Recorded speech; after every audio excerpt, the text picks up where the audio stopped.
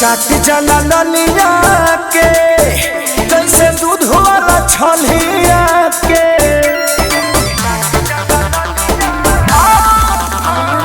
चाट जला ललिया के जैसे दूध वाला छलिया के देखिया पाकू मच हो मच के देखाने लगल दम सखी सनी चल के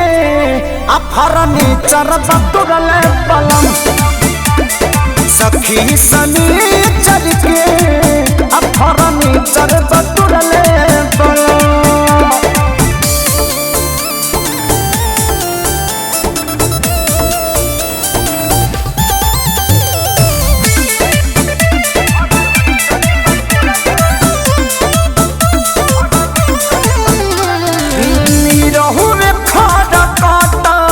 सटल सीना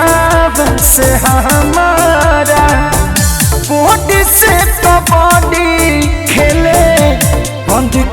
के कमारा हड़बड़ में गड़बड़ भइल बात नहीं मनले धामिन के जैसे रहले बॉडी दुनू छनले जिद के गिद्ध ही बनवले माना कइने हम सखी सनी चल के अफरनी चरब तुरले पलम सखी सनी चल के अफरनी चरब तुरले पलम।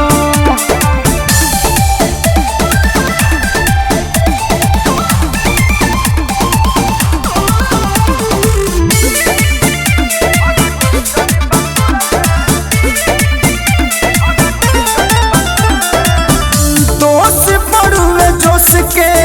और चढ़ानी जवानी के बकिला उठानी रहुए भई दिहल खानी के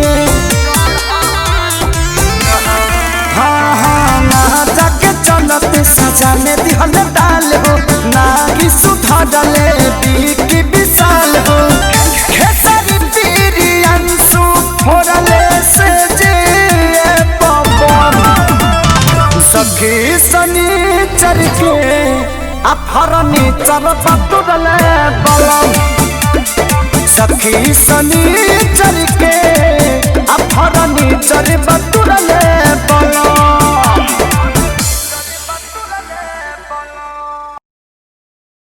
देखिया पाकू मच हो मच के